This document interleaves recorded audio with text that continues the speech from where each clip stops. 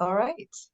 Welcome to the fiscal year 24 creation and presentation interim year application question and answer session. I'm Karen Geschko. I'm the Assistant Director at the Wisconsin Arts Board.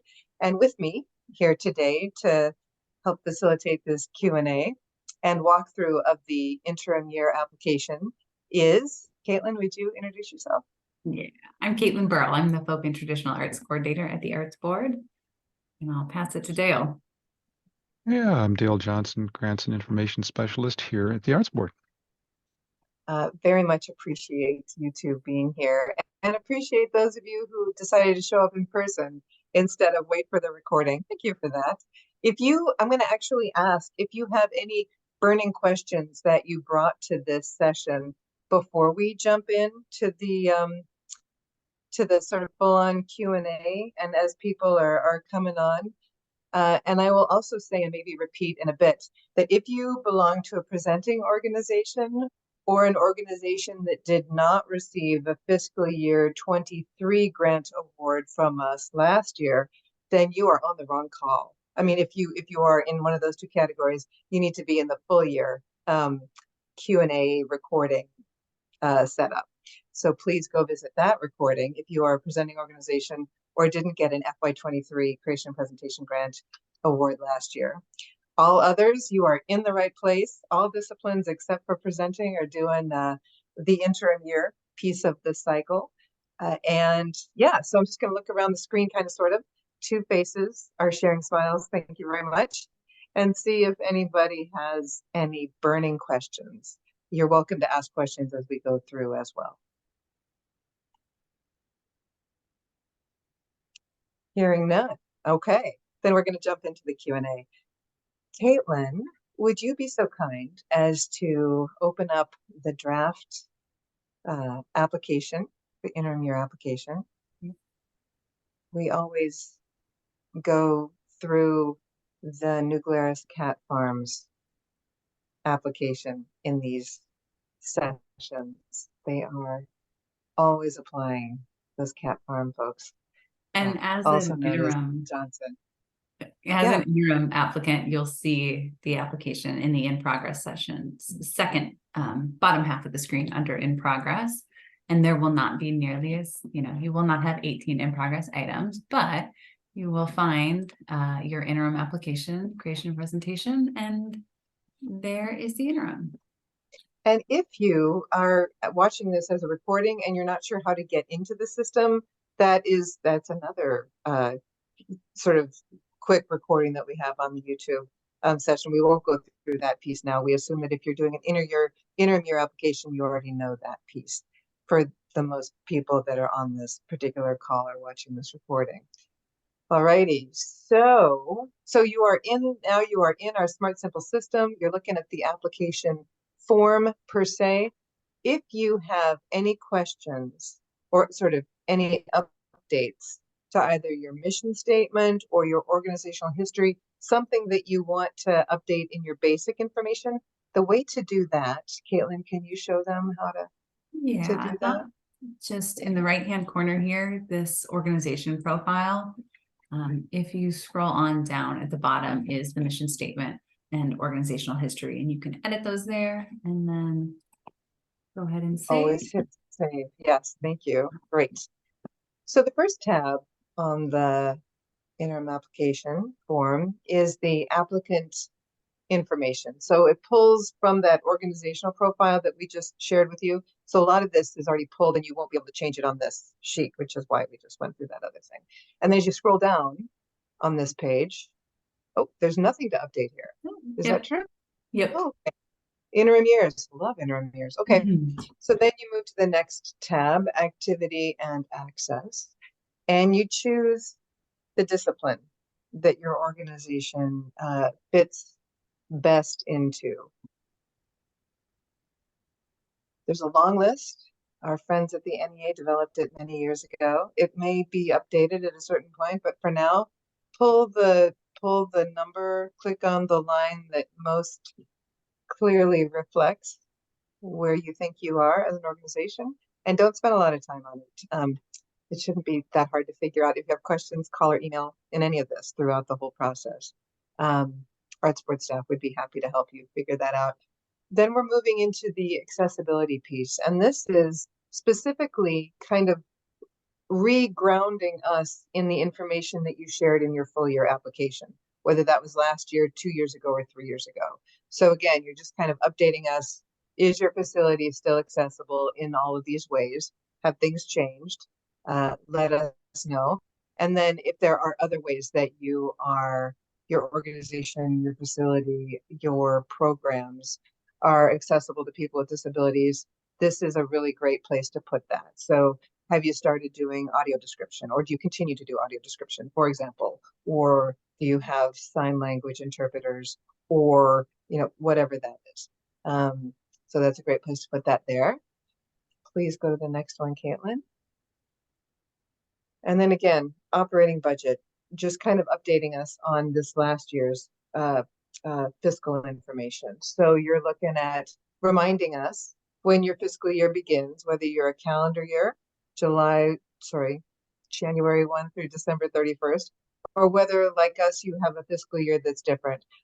The state's fiscal year is July 1st through June 30th. So some of you may have that one, but whatever it is, just go ahead and put the start and end date of your fiscal year, your organization's fiscal year, and then click on that purple button, Edit Operating Budget. This is when you will kind of just give us the most recent year's piece of information in the long line of information that you have been giving us throughout these years of applications. So the most recently completed fiscal year that we want here is the one that you have a 990 for. So if your most recently completed fiscal year is a calendar year, it's fiscal year 22, but you don't have your IRS 990 form back, then don't give us fiscal year 22. Give us fiscal year 21, because you're going to be uploading your 990. The easiest way to determine what you need to be putting in this is to look at last year's application and see what your most recently completed fiscal year was listed there. Then you're just going to give us the next one, right? So the most recent one. Again, if you have any questions, please call or email. We do have the in-kind column there, just as a reminder, because there are some of you do track that, the kinds of contributions that your community provides your organization and your work that isn't necessarily a dollar, but it is a dollar amount, but it is another way to convey to us and to other funders and panelists, etc., the other ways that your community supports your work. And so that's a great thing to fill in if you're tracking that. If you're not, I encourage you to track that. All right, thanks, Caitlin. Sorry about that. All righty, and then if you have, and in these sort of pandemic reverb years, many of you do have sort of vast changes in your budgets from revenue, from expenses, etc., over those 3 years. If the 3 years that you're listing are FY 2022, 2021, and 2020, you're probably going to have some changes in the amount of revenue and expenses that you have from one year to the next, and it may very well be more than 20%. We get that there was a global pandemic. You can just put a note to that effect in this box, or if there was something else going on as well. Or, yeah, I mean, there are a few organizations that actually increased their budget during that time because of various programs that they were running. And so this is a great place to put that in there. Yes, Kendra, I see a hand. Okay, I have a question. So if it's something like we received our ERC credit, which if anyone hasn't applied for that yet, I thoroughly encourage them to do it. And so it's going to look like we do have a little bit more money than we normally have for this year. Once again, is that something that I would put in here, recognizing that for one time only, we received from the United States Treasury earned tax credit relief? Okay. Yep. Perfect example. Thank you, Kendra. And thank you for waving, because it's hard when you're doing a screen share to see people. So if anybody else has any questions, please just unmute and ask. And if we're not seeing a hand raised. Okay. All right, thank you. Moving on then, and at the end, you probably all know this, but at the end of every page, when you're putting your stuff in, click Save Draft, or yeah, before you move into the next. And you can move into the next by either clicking on those tabs at the top, as Caitlin is doing, or there's the word Next in the bottom right-hand corner that you can use as well.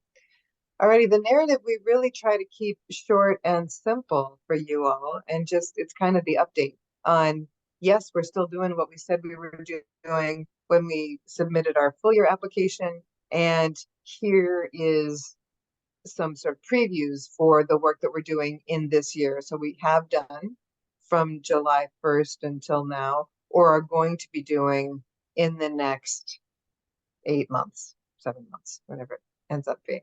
And then, unlike the full year where you're really looking retrospectively at your work, this is an opportunity to kind of give us a preview, some insight into what you're planning to be doing in this coming year and are doing right now.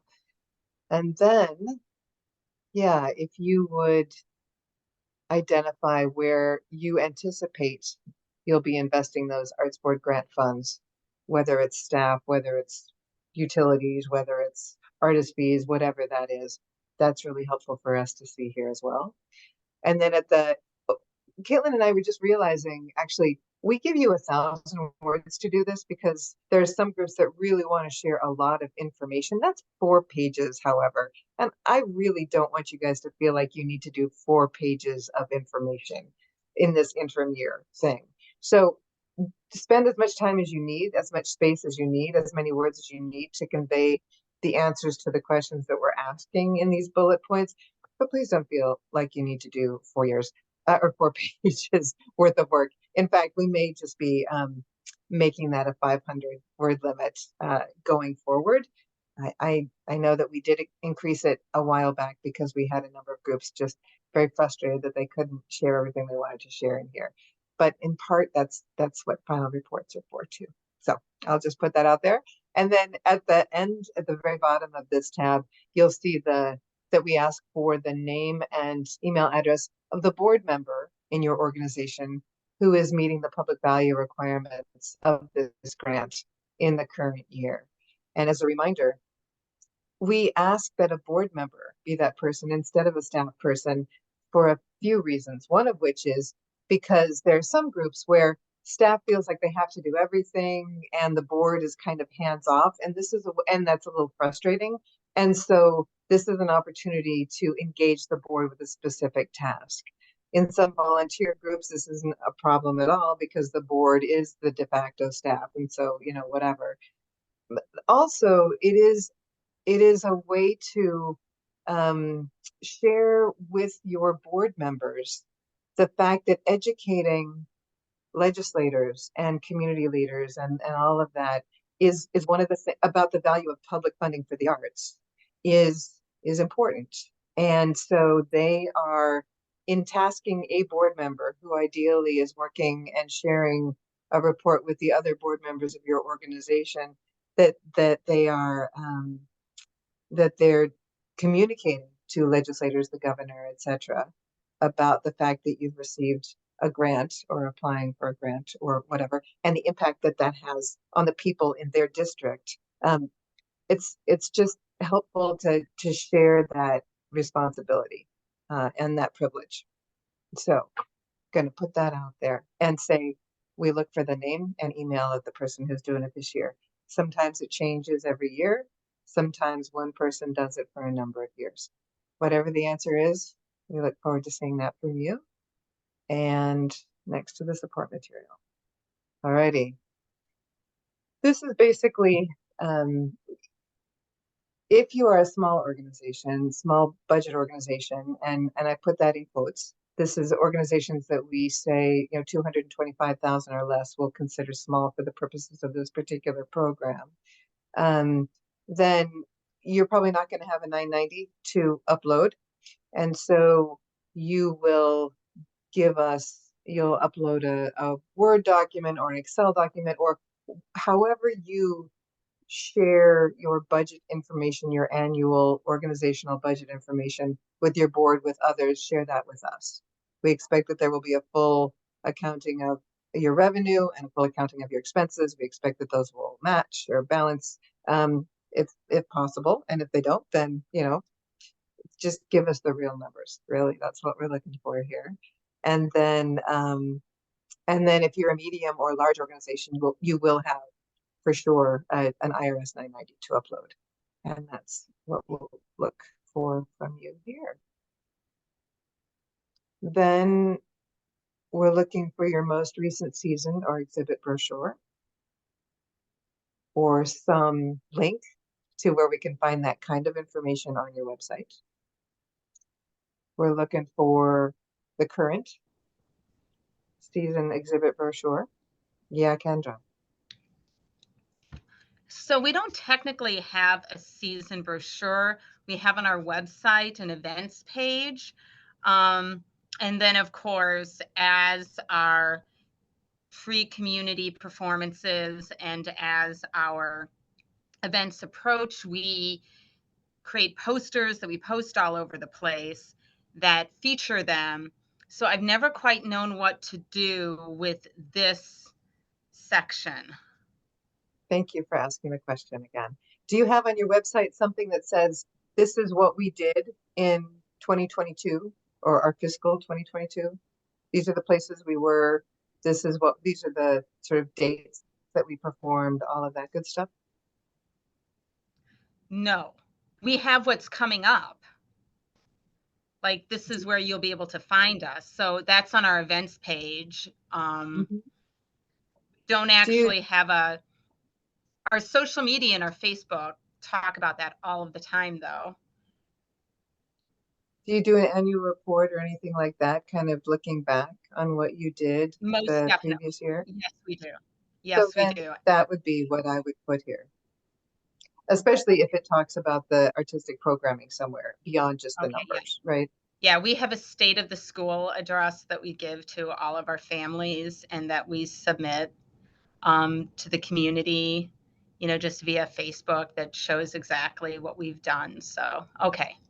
For your most recent, I would upload that. For your current, a link to your events page that talks about what's going on right now and coming up will be sufficient for that. Okay. Thank you. Sure. Thank you for the clarifying question. Are there other questions? Pausing for a moment. All right. Then the last piece is the grant agreement service contract. And so you can access that there. You can sign it and date it. And you can drop it in here. Dale, is there anything that you'd like to see about this particular portion of the interim year application form? The support material section, you mean? The service contract. Service contract. Yeah, just this is the place where they click on that purple button. They get to open it, sign it, date it. Is there any additional direction that you want to give, or are there sort of trending questions that people come to you with related to that? Or is it all pretty straightforward? Oh, not really. Just make sure you both sign it and print your name on it. We every once in a while have some that don't put the printed name in it, and we have to send it back. Other than that, it's been working pretty well. Print name, sign, and date. We could do that if we need to be really explicit, depending on how many of those we get without the printed names. Yeah. Every once in a while, so we get just the signature page returned too, and not the whole thing. I don't know why that happens. Maybe it's a printing and scanning thing, but yeah, we need the whole thing back, and then we need it signed, and we need the printed name and the date on the back. Great. Thank you. All right. And now we have it on the recording so people know. Okay. I think that is it, except for the very final certification where you again get to sign something, but this time it's with your mouse and it does not have to be legible. It's basically your X. So your name, your title, the date that you're doing this, and the fact that you have the authority to be submitting this information and that it is true. You sign that, click on Save Draft, and then click on Submit. If at any time you want to see what the PDF looks like, yeah, just straight up, you click on that piece that Caitlin is hovering over there, that summary, and that will show you a PDF. And then you decide whether you want to save a hard copy, an electronic copy, or both. I assume that most groups are just simply saving electronic copies of their applications to us in an easy to access file for those who need to access it. But there you go, that's it. Any other questions now that we've gone through the whole thing? I have a quick question. This is Erin Weller with Capital City Theater. Hi, Um, Erin. does this application, does this allow us to go in and work on it bit by bit and save before we do the complete send, or do we have to have everything together all at once? Save and come back as often as you need to, right up until the deadline on October 12th. Okay, great. That was my question. I was looking at it and it's very similar to what NEA does, and I was assuming that we were allowed to save as we go, so we don't have to sit down in one marathon session and get it all in there. But that was my question. Thank you. Okay, you're welcome. Are there any other questions from those gathered here today? Okay. Well, thank you for those of you who joined us live. Appreciate that. And for those of you who are looking at the video, please, if you have questions, don't hesitate to email or call. My name is Karen Geschko. I'm the Assistant Director of the Arts Board again, and my email is all over the place, but I'll put it here as well. It's my name, Karen .GOESCHKO @wisconsin.gov. And my direct line is 608-267-2026. And thank you. Oh, Kendra, you've got to, oh, thank you. Okay, great. I thought it was a last minute question. You're welcome. Thank you everyone for coming on. Take care and have a great weekend. Bye.